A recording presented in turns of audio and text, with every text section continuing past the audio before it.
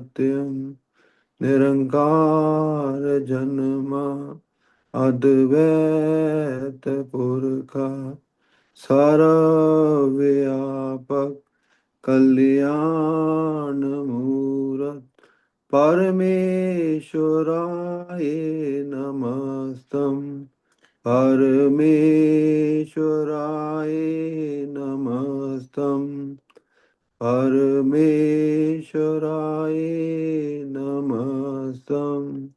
ओम ब्रह्म सत्यम सर्वदा। सर्वदा। ओम ब्रह्म सत्यम सर्वदा। सदगुरुदेव जी महाराज, उनका ग्रंथ ग्रंथ श्री समता विलास अपने गुरुदेव को सम्मुख जानकर, मानकर, अपने ग्रंथ को सम्मुख रखकर प्रार्थना करते हुए, आदर भाव से विनय और निवेदन करते हुए कि हे परमेश्वर, हम पर कृपा करें और हम आपकी शरण में हैं। ये ग्रंथ जो आपने हम सभी को बख्शा है, उसमें सद्बुद्धि और सद्विवेक इस प्रकार दें कि जिससे कि हम आपकी ही शरण में बने रहें और आपको ही प्राप्त कर पाए। ग्रंथी समता विलास में आज वचन नंबर 7, पेज नंबर 95। सबसे बड़ा अजाब जीव को यह ही है कि झूठ चीज को सत मानकर उसके भोग में सुख जानता है, मगर वह चीज नाश हो जाती है। उस वक्त सुख दुख स्वरूप हो जाता है। इस ही सिलसिले में हर एक जीव दिन रात लगा रहता है, मगर शांति को प्राप्त नहीं होता। उल्टा नई कई ख्वाहिशों को उसकी गुलामी में आकर दुख पाता है। उल्टा कई नई ख्वाहिशों की गुलामी में आकर दुख पाता है। श्री महाराज जी हमें सबसे पहले तो इस बिंदु पर लाने की कोशिश कर रहे हैं कि ये जो जीव को बड़ा दुख है, वो एक गफलत का है कि झूठी चीज को सत मान लेता है और उसकी उसी के भोगों को बड़ी कोशिश करके प्राप्त भी करता है। और जो भोगों को भोगता है, लेकिन वह चीज भी नाश हो जाती है, वह भोग भी नाश हो जाते हैं। तो जो सुख उसने सोचा था, वह सुख दुख में बदल जाता है।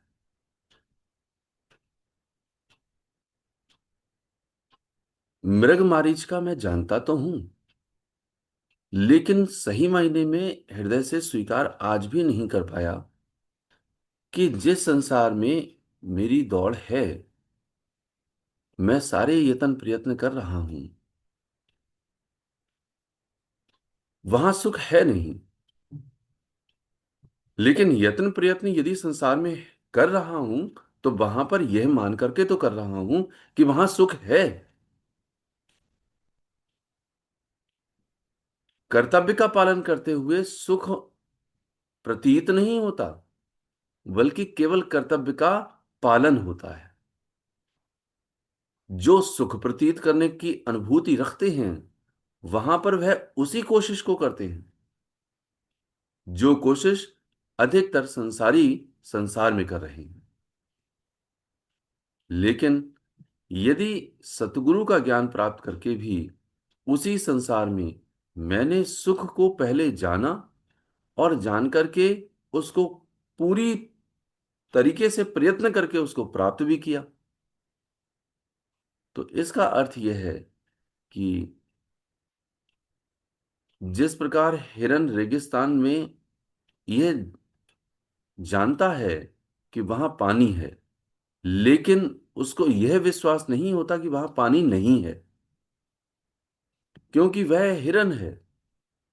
वह मानुष चोले में नहीं है, उसके पास यह बुद्धि नहीं है, यह विवेक नहीं है। और वही हिरन उस जल को, जो उसे दिखाई दे रहा है आंखों से, वह तीव्र गति से वहां पर पहुंचता है, परंतु वहां जल नहीं होता, चमकीली रेत होती है। यह हम जानते हैं, हिरन नहीं जानता। हिरन उसी जल पर पहुंचने का पूरा प्रयत्न तीव्रता से कर रहा है और वहां पहुंच भी जाता है, परंतु जल नहीं होता, वह चमकीली रेत होती है। फिर उसे किसी दूसरे स्थान पर वही चमकीली रेत पानी के समान ही दिखाई देती है, जल के समान दिखाई देती है। फिर वह उस जगह पहुंचने का पूरा प्रयत्न करता है, और इस प्रकार उसे जल नहीं मिलता। अर्थात सही मायने में यह उदाहरण इसलिए है कि हमने उस हिरन को इसलिए समझना चाहा है कि जिस प्रकार हिरन को जल दिखाई तो देता है, मालूम पड़ रहा है, परंतु जल है नहीं। हमारा विवेक यह है कि संसार में सुख दिखाई तो दे, लेकिन हमारा विवेक में यह हो कि वहां सुख है ही नहीं। ना, ये जो हमें दिखाई दे रहा है, ये जो हमें अनुभव हो रहा है, वह भी गलत है। परंतु यह उदाहरण न जाने कितनी बार सुना है, न जाने कितनी बार सुना है, फिर भी संसार में कर्तव्य ना करते हुए, बल्कि संसार में सुख है यह महसूस करते हुए हम पूरी तरीके से प्रयत्न कर रहे हैं। इसीलिए श्री महाराज जी कह रहे हैं, सबसे बड़ा दुख जीव को यह ही है। कौन सा है? झूठ चीज को सत्य मानकर उसके भोग में सुख जानता है।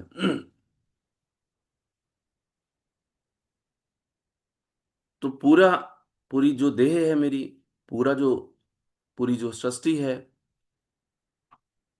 ये समस्त झूठ है, मिथ्या है।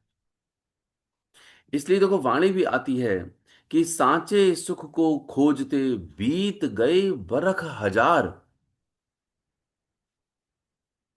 सांचे सुख को खोजते बीत गए बरख हजार, मिली न पलक की शांति, जो भोगे भोग अपार।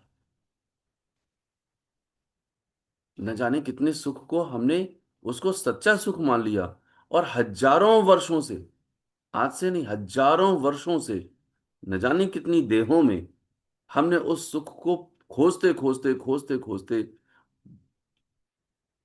पूरा पूरा जन्म बिता दिया, हर जन्म बिता दिया हमने।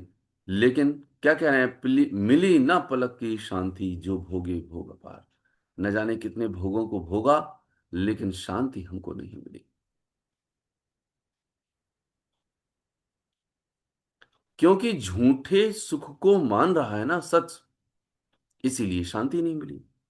तो कहते हैं मगर वह चीज नाश हो जाती है, उसको वो बुद्धि से, अपने दैहिक रूप से वह प्राप्त तो कर लेता है, क्योंकि वो हिरन नहीं है। वो इन सुख को, जो उसे महसूसात हो रही है, वहां सुख को प्राप्त कर लेता है, जल को प्राप्त कर लेगा वो।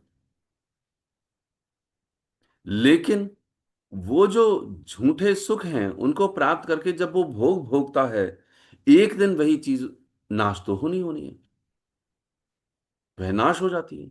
तब होता क्या है, उस वक्त सुख दुख स्वरूप हो जाता है। यहां सुख अलग है, दुख अलग है। जिस सुख को मैंने भोगा और सुख स्वरूप ही भोगा, वो सुख मिला, लेकिन एक दिन वह नाश हो गया, इसलिए वही सुख मेरा दुख में बदल जाता है। और ये ही सिलसिला जो शुरू होता है, इस ही सिलसिले में हर एक जीव दिन रात लगा रहता है। अब मुझे दुख हो गया, अब पुनः इसको नए रूप से मैं सुख प्राप्त करने का यत्न करता हूं। जैसे आज मेरे पास जो मकान है, उसमें मेरे लिए यह रंग नहीं है, मैंने रंग रोगन करा लिया, ऐसा फर्श नहीं है, मैंने ऐसा फर्श करा लिया। लेकिन 2 साल के पश्चात ही मैंने दूसरे रंग को देखा और दूसरे फर्श को देखा किसी अन्य स्थान पर। मेरे मन में ख्याल आने लगा कि नहीं, अब इसको परिवर्तित कराना है। तो जिस पल 2 साल पहले, 2 वर्ष पहले जिस रंग को और जिस फर्श को मैंने कराया था, वह मेरे लिए सुख दे रहा था। अब 2 वर्ष व्यतीत हो गए, वही मुझको दुख देने लगा। और मेरे मन में यह ख्याल आने लगा कि अब चेंज कराना है, अब बदलना है। ऐसे ही हर मामले में, खाने के मामले में, पीने के मामले में, रहने के मामले में, वस्त्रों के मामले में, हर एक बिंदु जो वो कह रहे हैं कि जो जो तू ख्वाहिशें रखता है, जो जो तेरी इच्छाएं होती हैं, जहां जहां तेरे लिए झूठ में सत्य सुख का अनुभव होने लगता है, वह ख्वाहिश तेरी, इसी जीव को यानी बुद्धि को, अपने मन में जो ख्वाहिश उठी उसको वह अपना मान लेता है और दिन रात लगा रहता है, मगर शांति को प्राप्त नहीं होता। मिली ना पलक की शांति, एक पलक भी उसको शांति नहीं मिलती। उल्टा कई नई ख्वाहिशों की गुलामी में आकर के दुख पाता है। और नई से नई ख्वाहिश उसकी आएंगी तो नई से नई दुख को प्राप्त करेगा। इसीलिए बिंदु यह सादगी का है। हर सुख दुख में बदल जाएगा, यह एहसास और यह अनुभव सत विवेक में दृढ़ हो जाना चाहिए। फिर दूसरा बिंदु कि जो प्रत्येक इच्छा है मेरी, वह इच्छा मेरे ही दुख का मूल कारण बन जाएगी, यह भी मुझे सत सत विवेक में आ जाना चाहिए। मेरी विवेक की ऐसी आंख खुलनी चाहिए कि मेरी हर इच्छा मेरे लिए ही दुख दे करके जाएगी। ये श्री महाराज जी कह रहे हैं। इसलिए कहते हैं श्री महाराज जी 8वें वचन में, पेज नंबर 96 पर, कि इस माया के जाल से छूटने के वास्ते यह मानुष की जिंदगी है, जिसमें अनेक जरिए इख्तियार करके अपनी रूह को पाक करके अपने असली मुकाम को हासिल कर लेवे। जिसने मानुष की जिंदगी धारण करके अपने इस रोग की मुखलसी यानी छुटकारा की खातिर यत्न नहीं किया, वह महज यानी केवल पशु और नादान है। आखिर अपनी गलती का एवजाना यानी फल पाने में बहुत पछताएगा। श्री महाराज जी जो ऊपर 7 वचनों में परम दुख की बात कर रहे हैं, 8वें वचन में श्री महाराज जी ने हम सभी को यह बतलाने का यत्न किया है कि ये जो मानुष का चोला है, वह मानुष का चोला इस वास्ते मिला है कि ये जो माया के चक्र में, माया का जाल तेरी इच्छा के स्वरूप में चारों तरफ से बन रहा है, उसके लिए तू छूटने का आज मौका है, क्योंकि मानुष का चोला मिला है। यह विवेक धारण कर ले।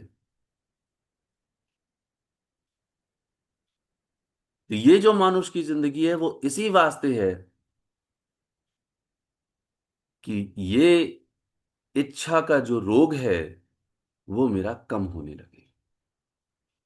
यदि मैंने मानुष के चोले में आकर के भी इच्छा का रोग बढ़ा लिया, तो इसका अर्थ यह हुआ कि पशु से ज्यादा नहीं है हम, क्योंकि विवेक हमने धारण नहीं किया।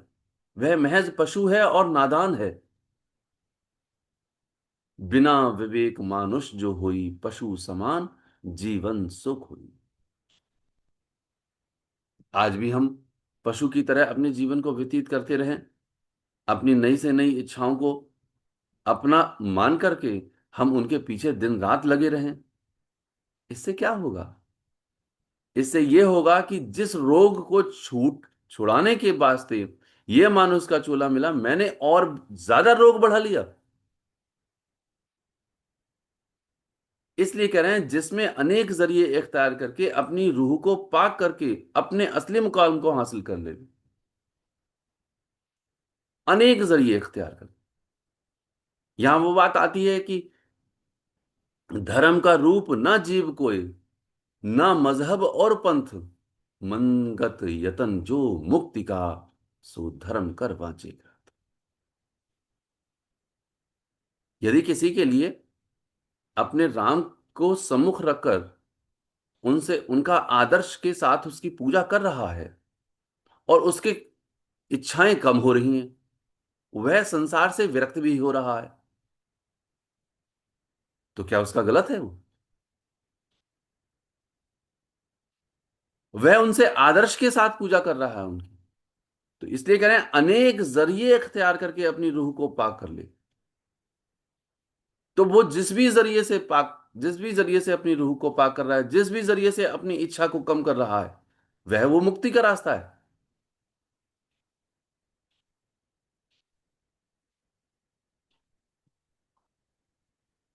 लेकिन हम अपने भ्रम में हैं। पहले पहल तो हम अपनी ही इच्छाओं को कम करने का यत्न नहीं कर पाते, हम ही होशियार बन जाते हैं। हम ही गुरु के इन वचनों को दूसरे रूप में लेकर के पढ़ तो लेते हैं, और ऊपर से पढ़ने के अलावा हम ना तो अपनाने का यत्न करते हैं, केवल पढ़ने का और अहंकार हो जाता है कि हाँ हमने पढ़ लिया। इसलिए कहते हैं कि आखिर अपनी गलती का अफजाना पाने में बहुत पछताएगा। तो ये जो मानुष का चोला है, वो कहते हैं बड़े भाग्य मानुष तन पावा, सुर दुर्लभ सदग्रंथ निगावा। बड़े भाग्य से मानुष का चोला मिला है, सारे ग्रंथ कह रहे हैं। तो किस लिए मिला? साधन धाम मोक्ष कर द्वारा। ये साधना का धाम है, मोक्ष का द्वार है। पाय न जेहि परलोक सवारा। इसको प्राप्त करके भी अपने ही परलोक अर्थात अंतर में अपने ही परमेश्वर के दर्शन अर्थात मोक्ष की प्राप्ति नहीं की, तो क्या हुआ? तो कह रहे हैं, यहां पर महाराज जी कह रहे हैं कि अपनी गलती का इफ्जाना करके बहुत पछताएगा। वहां पर भी वही कह रहे हैं, सो परत्र दुख पावहीं सिर धुन धुन पछताए, काल ही कर्म ही ईश्वर ही मिथ्या दोष लगाए।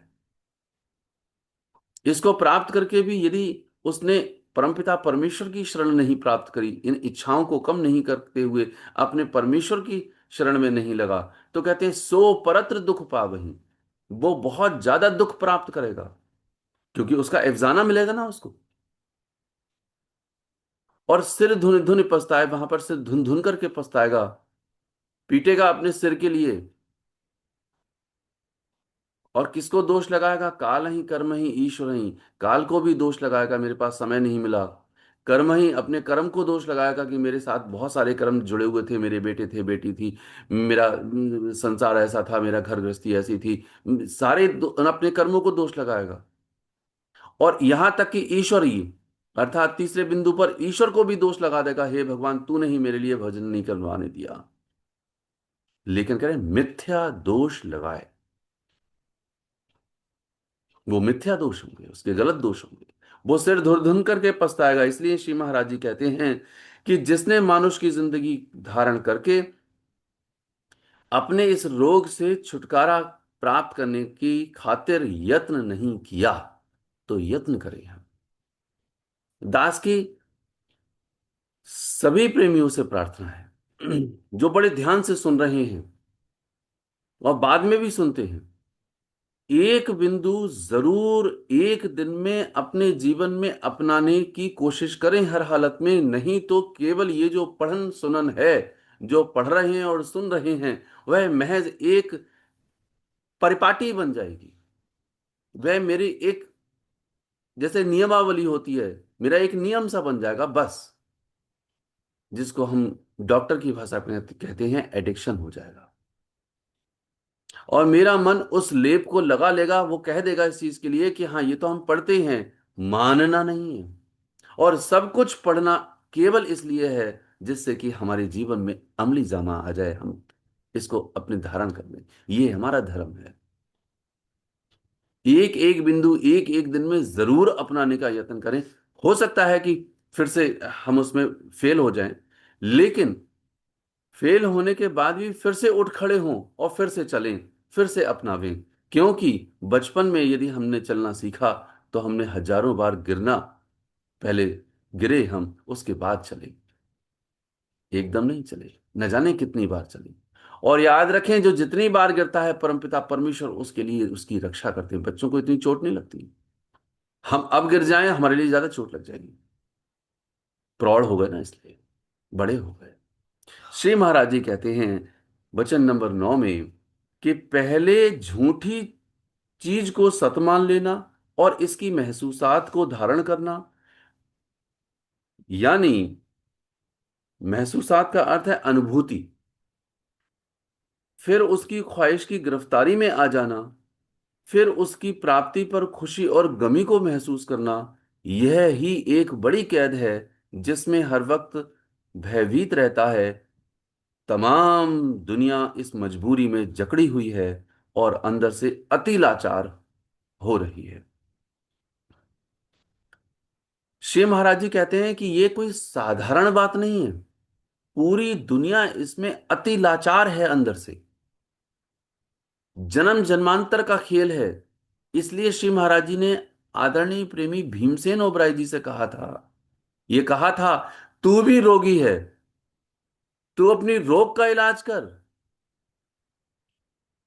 वो बात यहां कह रहे हैं कि ये जो पूरी दुनिया है वो अंदर से अति लाचार है, विवश है,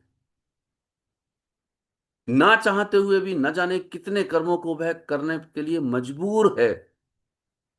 तो कम से कम भैया इस रहस्य को जानकर के एक बात तो मान सकते हैं। कौन सी? कि ये झूठी चीज है भाई, मैंने इसको पाने का ऐसा यत्न नहीं करना, उसको मैं सत्य मान लेता हूं। और उसकी सबसे पहले महसूसात होती है मेरे लिए, मैं कमी में खड़ा हो जाता हूं कि नहीं नहीं ये मुझे पाना है, इसके बिना मेरा काम नहीं चलेगा। जैसे कहते नहीं है कि हाँ फर्श पड़ा हुआ नहीं, लेकिन लेकिन फिर से दूसरा फर्श पड़ना है क्योंकि इससे काम नहीं चलने वाला। एक महात्मा जी बड़ी अच्छी बात बता रहे थे। वो कह रहे थे कि सादगी में सबसे पहले यह देखना चाहिए अपने जीवन के जीते हुए कि इस वस्तु के बगैर क्या मेरी जिंदगी चल रही है। यदि इस वस्तु के बगैर मेरी जिंदगी चल रही है तो वह वस्तु मेरे लिए निरर्थक है, उसका मुझे कभी भी महसूस नहीं करनी चाहिए उस वस्तु की कि मुझे मुझे ये प्राप्त करनी है। भैया जिंदगी तो चल रही है ना इसके बगैर। दूसरी बात, उस वस्तु की जरूरत है तो क्या मेरे जेब में वह साधन नेक और ईमानदारी का है? यदि है और वह जरूरत भी है जिसके बगैर मेरी जिंदगी नहीं चल रही है, तब उसका प्रयत्न प्राप्त करने का होना है, तब तो ठीक है। अन्यथा मेरी जिंदगी यदि चल रही है तो पहले से ही फेल हो जाएगी वो चीज। दूसरी बात, फिर यदि मेरी पॉकेट अलाउ कर रही है, मेरी जेब में धन है, तब तो ठीक है, नहीं है तब भी वो फेल हो जाएगी। तो तू सादगी में ठीक से आ भी जाएगा। अन्यथा वह पॉकेट, यदि मेरी जरूरत है भी और पॉकेट नहीं है, तो वह बड़ा मेहनत करके पहले उस धन को इकट्ठा करेगा, तब वो वस्तु प्राप्त होगी ना। ऐसा नहीं करना है। इसलिए कहते हैं कि उसकी महसूसात उस समय आनी चाहिए कि उसके बगैर मेरी जिंदगी चल रही है या नहीं चल रही है। वो कहते हैं कि फिर उसकी प्राप्ति जब वो कर लेता है, करता है, तो उसमें खुशी और गमी को महसूस करता है, क्योंकि हर एक वस्तु जो पहले सुख देती है वह दुख देगी ही देगी, क्योंकि परिवर्तनशील है। ये कैद है मेरी, ये मेरी कैद है। अर्थात मैं यानी बुद्धि यानी जीवात्मा अपनी ही इच्छा के इस जाल में मैं फंस जाता हूं। और जो अच्छी भी चीज प्राप्त कर लूं, उसके वंजोग होने में भय खड़ा हो जाता है, अब मुझसे पता नहीं कब छिन जाएगी। इसलिए हर समय वो भयभीत भी रहता है। और ये भय और वो वस्तु की महसूसात, उसकी प्राप्ति और नई से नई ख्वाहिश, इसमें हर जीव अति लाचार है, वो विवश है। क्यों विवश है? क्योंकि उसने अपना जीवन, फिर सुनना और समझने की कोशिश करना, उसने अपना जीवन अपनी देह के आधार पर मान रखा है, जबकि उसका सुख देह नहीं, मन नहीं, उसका सुख अपना निज आनंद परमपिता परमेश्वर है, जिसको कहते हैं अहम आत्मा गुडाकेश। उसका सुख अंदर है, और वो सुख ढूंढ रहा है देह के आधार पर। इसीलिए श्री महाराज जी साफ साफ कह रहे हैं कि जब तक उसके लिए यह महसूसात नहीं होती कि उसका सुख, उसका परम सुख उसके अंदर है विद्यमान, तब तक वह देह के आधार पर इन समस्त चीजों को, इन वस्तुओं को वह इकट्ठा करने का यत्न करेगा। और जिस पल, जिस क्षण, जिस लम्हा वह अंदर आने की कोशिश करेगा, क्योंकि आनंद अंदर है, वह सुखी होने लगेगा। तब वो लाचार नहीं होगा, विवश नहीं होगा। देह के आधार पर रहेगा तो वह लाचार भी होगा, विवश भी होगा। इसलिए श्री महाराज जी कहते हैं वचन नंबर 10 में कि वह ही असली मानुष है जिसने अपनी रूह का इलाज किया और इस अजाब से मुखलसी हासिल की। उसकी जिंदगी सूरज से भी ज्यादा मुनव्वर हुई है, अर्थात सूरज से भी ज्यादा रोशन हुई है। इसलिए हम सब मानुष हैं। ये सौभाग्य है हमारा कि हमारे लिए पूर्ण गुरु मिले हैं। अपनी रूह का इलाज करें, अपनी इस जीवात्मा, ये जो मेरे अंदर अनानियत का भाव आया हुआ है, मैंने अपना देह का स्वरूप अपने आप को मान लिया है, इसका इलाज करना है। और ये जो गहरा दुख है, अजाब जो मेरे लिए लगा हुआ है, इससे छुटकारा पाना है। जैसे जैसे हम या हमारी बुद्धि इस बात को समझ जाती है, उसी को सतविवेक कहते हैं, उसकी आंख खुल जाती है। तब वह अपने इस संसार के आधार पर, इस देह के आधार पर, इस समाज के आधार पर, इस दौलत के आधार पर, इस संपूर्ण सृष्टि के आधार पर अपने सुख को नहीं मानता, बल्कि अपने परमेश्वर के आधार पर अपने सुख को मानता है। और वह बाहर की दौड़ ना लगा करके अंतर्मुखी की दौड़ लगाता है, बाहिरमुखी ना होकर के अंतर्मुखी हो जाता है। वह मौन होने की कोशिश करता है, वह साधन करने की कोशिश करता है। वह हर पल यह विचार करता है कि किस तरह से मेरे अंदर से, मेरे इस देह के द्वारा सत्कर्म होने लगे। इसलिए कहते हैं वह असली मानुष है। तब वो लाइन याद आती है, मानुष ताको आंकिए, जाका शुद्ध विचार, संभल संभल पग धार के, पाप पुण्य, पाप पुण्य पहचान के, संभल संभल पग धार। तो वो जो अपने जीवन में पाप और पुण्य को पहचानेगा, तब उसे समझ में आ जाएगी कि जैसे ही मैं बाहिरमुखी होऊंगा, मेरा पाप शुरू हो जाएगा। अंतर्मुखी अपने परमेश्वर को ध्यान करूंगा, अपने परमेश्वर का नाम लूंगा, वो मेरी पुण्य शुरू हो जाएगा, अर्थात वह मेरे लिए सहायक होगा बुद्धि के शुद्ध होने। वह है मानुष, क्योंकि उसने जान लिया है कहां से आया, कहां नर जाए, कौन तेरू मुकाम। उसने जान लिया है कि कहां से आया हूं मैं, कहां मुझे जाना है। तब ये वाणी तब रह रह करके याद आती है कि मंगत सार विचारना मानुष जन्म का काम। मेरा सार क्या है इस मानुष जन्म का? वह केवल और केवल ईश्वर की प्राप्ति है, जिसको कह रहे हैं इस अजाब से छुटकारा हासिल किया है। तब उसकी जो जिंदगी है वो सूरज से भी ज्यादा मुनव्वर, अर्थात रोशन हो गई। जो जो चला वो शांति को प्राप्त हुआ, और उनको देख करके सबने शांति को भी महसूस किया, जिससे सब रोशन हो जाते हैं। जैसे जैसे वह चलता है, वैसे वैसे शांति की अनुभूति उसको, चैन की अनुभूति उसको, आनंद की अनुभूति होने लगती है। ये गारंटी की बात है। श्री महाराज जी गारंटी ले रहे हैं इस बात के लिए कि उसकी उसकी जो जीवन है, वह जीवन रोशन हो जाएगा, क्योंकि अंदर से वो उसका भाव प्रकट हो चुका है कि परमपिता परमेश्वर ही मेरा लक्ष्य है। इसलिए हम सभी पूरी तरह से कोशिश करें कि इस मानव शोले को कभी भी जाया ना होने दें। कोई भी वक्त हमने संसार में नहीं लेकर के जाना, बल्कि हर वक्त संसार में रहते हुए परमपिता परमेश्वर में हमें शामिल करना है, जिससे कि यह जो सदग्रंथ हम पढ़ रहे हैं, सादगी का नियम पढ़ रहे हैं, इस सादगी में हर एक इच्छा को कम करते हुए हमें परमेश्वर की शरण में जाना है। ये भाव लाते हुए हम परमपिता परमेश्वर से निवेदन करें कि हम सभी को सद्बुद्धि दें और हम सभी का कल्याण हो। ओम ब्रह्म सत्यम सर्वदा।